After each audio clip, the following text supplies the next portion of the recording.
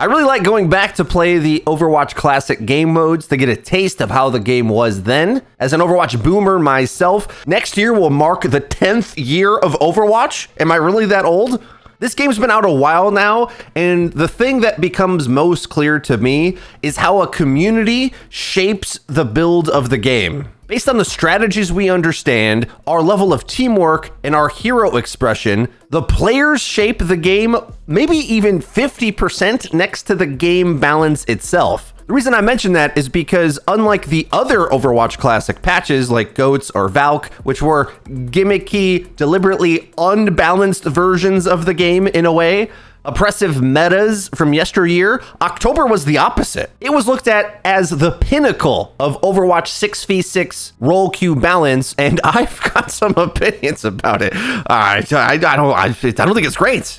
It's not very good. With the new player base we have, compared to what we were going through at the time, it was the greatest thing we've ever seen. Videos were going viral from Seagull. The entire community was applauding Blizzard for tuning back the power creep. Let's remember, in 2019, I remember going to BlizzCon where they were force feeding the Overwatch 2 experience to us, trying to market it. Meanwhile, I, as a lone autist in the press media briefing room, was the only one asking hard questions about power creep in the game. Because by that point, they had added so many DLC heroes, like my good friend Nathan likes to call. The simplistic pick up and play nature of the game had leapfrogged itself. With either big bursts, insta-kill combos, crowd control, stacking, 6 players can have crowd control in Overwatch 1, or big percentage-based damage spikes like Gravitic Flux or Echo's Beam. These things made you either melt really fast, get knocked around freely. There was a lot of chaos in the game. And October,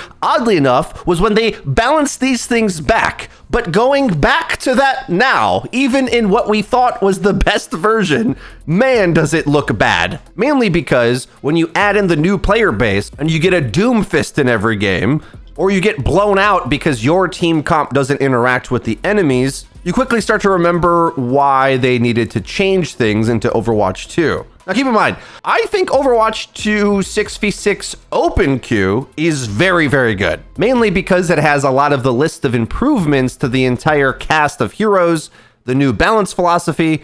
I've come to realize that in the 6v6 format, I will not like it unless you can swap roles. Because a lot of the benefits of 6v6, such as the bigger team fights, the push-pull of the ultimate game is much more interesting because there's an extra ult in play and an extra target for your ults. There's a lot of ways for one explosion to trigger a zone into another. The problem is with so many souped up characters in the game, the impact of so many of these kits is so oppressive. Being locked as a tank with a tank teammate that wants to just simply make one basic mistake, a basic mistake that isn't as punished in 5v5, though it is, but just a little bit more free to make this mistake, turning the corner slightly too early. With lower tank stats, you certainly have far more skill expression, but you also have the ability to have far less impact, especially as one of the two tanks that are both locked into place. Because in 6v6 role queue, you still want to make a Giga Tank, and if you don't have one, you're at a massive disadvantage. And just forget the idea of tank synergy for a second. You need 2 tanks that are able to interact with what the enemy does. That's even more important in October of 2020 because so many of the damage picks are so much more viable than before. And if one of your tanks is out of sync with the other, out of sync with the heals, and easily dies instantly, well then your ability to have any impact as the other tank is hilariously small. Would the best players in the world overcome these issues that I have? Yes. But in open queue, I can just switch to Pharah and counter the enemy Symmetra, who sort of just stands in the front line and easily zaps down a tank without much effort. Why does that exist in the game? A benefit, though, looking back, is acknowledging how a role having answers to every type of situation you can get to is such a benefit. Since Symmetra is a character that's going to zone you, punish flanking a bit with turrets, and loves to cook down a front line, My favorite answer in Overwatch 2 is to play a character like Queen, who has such high burst damage and crowd control, the Symmetra can't gear up to tier 3, and even if she does, you have a DPS dump that's a faster time to kill than hers. The only answer to that playstyle in Overwatch 1 October is Roadhog, and often the Symmetra is going to be safe or have protection tanks to counter Roadhog, who's a little situational in any iteration of Overwatch 1 Roadhog. Marvel Rivals has these issues too, where there's a lot of easy characters that are just corny, but because you can freely swap and there's lots of characters, that is more important than the balance. You see, Symmetra had so many eras where she was just useless or overly gimmicky that they gave her that tier up charge mechanic, which is why I hate balance in a way, because she has to get those stats so that her win rate doesn't look too bad. So when she does win, she has to auto win without any effort at all. It's even less effort than a Wolverine in Marvel Rivals, who at least has to make a dive pincer on you. At least you have to specialize in his movement, and you're always free to counterpick and play less tanks against an anti-tank character. Let's just be real for a second. The devs never really acknowledged anti-tank mechanics in the game. So I acknowledge to some degree, if they just add the Overwatch 2 heroes into the mix, 6v6 role queue would be improved, but I still think the general design and balance philosophy of Overwatch 1 here, even in the corrected power creep era, is just really, really bad in comparison to Overwatch 2's balance. A thing I praise Marvel Rivals for is there's so many characters that can just go on any part of the map that is good for them easily and then be effective. While Overwatch has some flyers, not as many as they have in Rivals, and while it does have flankers, dive heroes are harder in Overwatch and tend to need tank help to be effective, whereas they're way easier in Rivals, perhaps even too easy, right? Like, we talk about the player base evolving the game over time. Well, months later, when the casuals learned Spider-Man, the casual supports stopped having a good time pretty quickly. Well, that complaint was about the tank experience for many years in Overwatch 1 due to the stuns, focus fire, anti-tank kit, and just take your pick on what you don't like. And then furthermore, to this player base evolving point, here's a game on Nepal I had where I think we played every single archetype of comp you can imagine. I wanted to test out Old Hog. They have double shield, which people often forget wasn't just Orisa Sigma. But even in October, after they nerfed Orisa to be mostly situational, then a new archetype emerged where Rhine Sigma was actually very good. So these players on the enemy team, especially as how they swapped, are probably like competitive Overwatch fans, which is a higher percentage of the player base now than was way back when Overwatch had more of a casual player base. A bigger percentage of all of our players in our game have watched competitive content, watched guide content, learned what the synergies and counters are, and we've all leveled up together. But that means our ability to know how to tech swap or team comp swap and play the MOBA team comp builder game is quite advanced. They go double shield, so I go a hyper dive character, Wrecking Ball, who gets behind them. They go stuns and poke. I go Sigma, who is anti-poke. I really need those of you who are boundly determined to believe that 5v5 and 6v6 is radically different when it comes to the tank interactions to explain to me how this enemy Roadhog didn't have a bad time against my picks, or just in general. When you look at the arc of all of the rounds that are played, it's a very competitive quote-unquote game. My ball counters their Rhine Sig, they try to Roadhog, and in fact, I conclude that I'll just do more against the extreme high offense of the enemy team by having defense matrix and be more mobile, even though you might assume that there's some anti-synergy with my teammate going Zarya. D.Va is just a 6v6 World Eater tank, which also kind of tosses the balance argument out of the equation for 6v6, but and all of these same counterpick tanks shenanigans happens in 5v5 Giga tanks, I'm aware, but isn't it mostly the same in 6v6? And actually worse in role queue, in my opinion, because you have to take it. You have to opt into some tanks. There is no opting out of the 2-2-2 mirror match. I never wanted role queue originally, settled for it, but what I wanted was open queue draft, and still do. Even if you swap mid-round, I would like draft. Because you could draft, let's say, I don't know, 10 to 12 heroes for your roster for the given round, but still only swap between them, effectively banning out a good portion of the roster. That's my dream format, or some variation of that. We've already seen the big boon that Hero Bans does, and this is just a little bit more extra steps. Hero Bans plus a picking draft. Slightly longer in that time, but I swear it'll make the best Overwatch ever. This counterpicking point, I don't know why it's controversial. Why have I taken years to convince anybody about this? Counterpicking in 6v6, especially role queue, is easier to do and more effective, because in 5v5 you can always opt out of the tank trade. When there's 6 players, the team fights are so contested into chokes that you have to clear the tanks. Otherwise the tanks will gum you up, often protecting the things you think you could counter. I had a game on Junkertown where I was quickly reminded just how oppressive Widowmaker is, even more oppressive in 6v6 because of this exact premise. So whether it's the Symmetra who's hiding behind her tank line, who's outplaying my tank line, or Widowmaker hiding behind her tank line, the extra players and the more solidified the formation becomes, the stronger and more protected those key star picks that counter the entire map and or team become. This is less of an issue in Rivals because the impact of everything is so much lower. A handful of burst options exist, yes, but most of the game is very brawly. High stats, high healing, high sustain, but long cooldowns. So it makes the impact very low most of the time, except in these extreme niche situations, like Black Panther gets burst when he's low. Penny does no damage until you jump into her traps and then insta-kills you. Late stage Overwatch 1, everything felt like it insta-killed you. Because remember, they power crept the game to deal with goats, then didn't revert it when they put it to role queue. Just left it that way. October tuned it back to make more things viable. That is true. Like, imagine this. Here, I'm complaining about this Nepal game, right? As being a counter-pick-a-thon, we would have loved that in October. We would have said, oh my God, so many viable alternative strategies. We didn't have to just meta lock one combo. Yet when that same thing happens in 5v5, we say that it's broken game design, 5v5 is terrible. Well, the same thing happened in the 6v6 patch we said we liked. Well, we only had this patch for a month, and then in 10 minutes of playing it in Overwatch 2, people are breaking it already. That's how much better our community is. That's what I'm trying to say.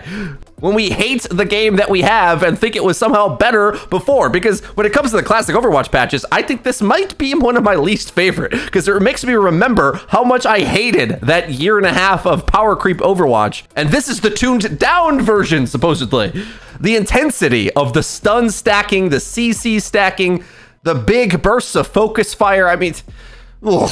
Especially when you can now compare to Marvel Rivals, right? Like, I think Rivals plays more brawly with sustain. I can handle that. At least if you're going to say you have lots of abilities in your gameplay, you're going to slowly craft a brawl over time, getting values out of your defense and focus fire, and it takes a while. Like, there's a few characters that can burst, but for the most part, it's not all about burst. Whereas this era of Overwatch 2, there was so many ways to quickly burst things down or quickly save them. I seem to remember that it was the impression that Bunker was weak in this because they had just addressed it.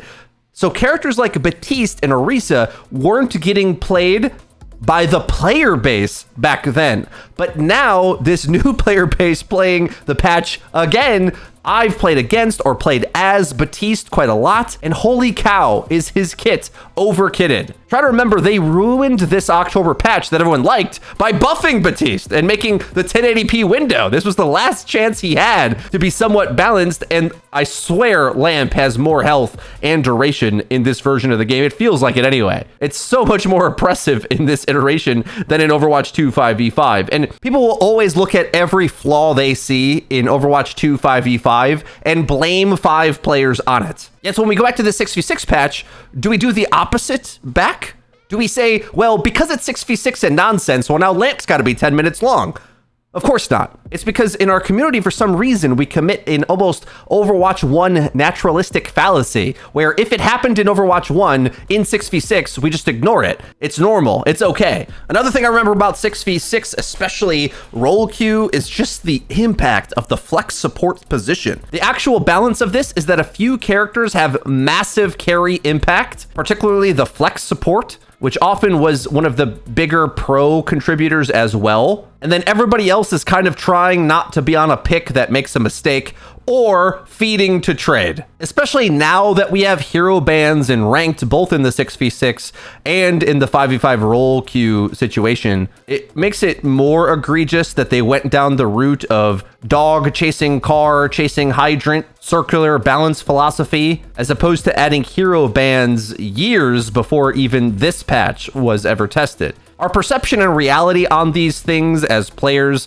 is really skewed. And I think it's important to remember this whenever giving any feedback to the devs about anything, because for the most part, I don't know if anyone actually enjoyed these nostalgia patches more than the main game. People say that about Stadium, they say that about Open Queue 6v6 perhaps, but I don't think these nostalgia patches were that good. And a big part of that is all of the other improvements that they've put through to the sequel as well. And nobody ever uses the logic that it was because of 5v5 that we got self-heal, for example, a universally appraised mechanic in the game. It only goes one way. If they don't like something in Overwatch 2, it's because of 5v5. And you wouldn't have needed to do it in 6v6, yet every 6v6 patch has been a balanced nightmare. Even the one we said was good. This sucks. It's really, really unfun. At least in comparison to the modern advancement and expectation of how a hero shooter should play. Marvel Rivals released in a very deliberate balance state, where you have freedom of movement, brawly stats, high healing numbers, but also with some free kills on certain characters. That makes a very approachable game no matter what role you're trying to play. Compare that to October, the best version of 6v6, mind you. Tanks are getting instantly deleted just due to how many tank dumping kits exist in the game, which I think is important to note that it's not a 5v5 or 6v6 thing. This is just an Overwatch 1 versus 2 thing. Ramattra can deny damage almost infinitely. So if you want to play defensive, you can. Queen has almost no defense and is like a more viable, flexible Roadhog. Mauga is a problem child for Overwatch, functions a bit better in 6v6, but ignore him for a moment. Doomfist in Overwatch 2 certainly gives way more agency in the tank role than we thought was possible. Like, looking back to this, yes, Wrecking Ball is obnoxious with his hyper dive, but Doomfist, his freedom of movement is omnidirectional. Ball is kind of limited on where he can go, and putting a percentage-based block on a dive character and burst damage with Doomfist, like, that's the kind of tools that, honestly, as much as I don't like Doomfist in Overwatch 2, I'd much rather have him be a tank in this mode rather than him be a damage, where he's kind of glass but easily one-hits things. So with that being said, I do think this version of the game with role queue would be improved with the tanks that we added to Overwatch 2, but still, even with that being the case, I think role queue is so limiting. Going back to the October patch, the one thing that I think I take as a big benefit is that 2CP should just come back in some form, especially with our advanced player base. If we can handle Clash, why can't we handle 2CP?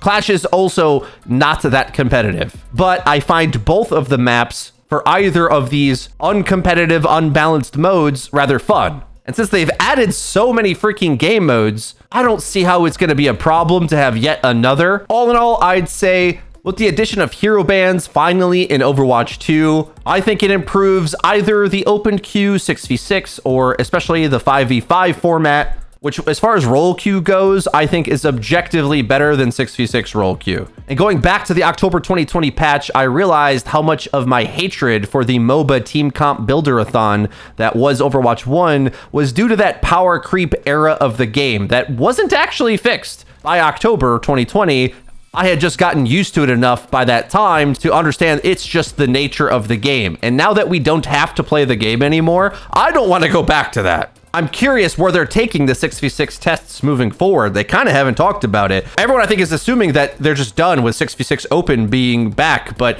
this classic patch is in a continuation of their big 6v6 tests, mind you. Supposedly, it was still in the cards for them to revert back to 6v6, and I want to definitively say that I do not want 6v6 role queue, not to mention, we don't really know what the queue times will do for this mode because they are putting challenges and cosmetic rewards. People do get in to play it, so the queue times are minimal for all three roles. However, it's also on the quick play standard that they've really improved the queue times in Overwatch 2 in general by making matchmaking a lot wider, I think, especially for quick play. So I'm unsure what a ranked version of this would look like when it comes to queue times to begin with. That it makes me even more afraid, but the gameplay alone, I think, is just not the way we should go. Either it should be more open and you let hero bans sort it out in 6v6 open, or more tightly balanced and admittedly simplistic, but importantly reliable in 5v5 role queue, which, especially with the addition of hero bans now, you actually do get to have fun games with good matchups where the enemy can't just easily pick the strongest matchup against you, with the slight downside that certain heroes are definitely disproportionately hated and targeted by the player base. But we knew that that was a small price to pay. Guys, let me know what you think about the state of the game right now, especially in comparison to the fabled October 2020 patch. Those nostalgia goggles are looking like drunk goggles to me. If you enjoyed the video, please be sure to leave it a like. And don't forget to click subscribe and the bell icon to actually get notified when I upload my new content. That's been it for me. I've been Frito. I'll see you guys next time.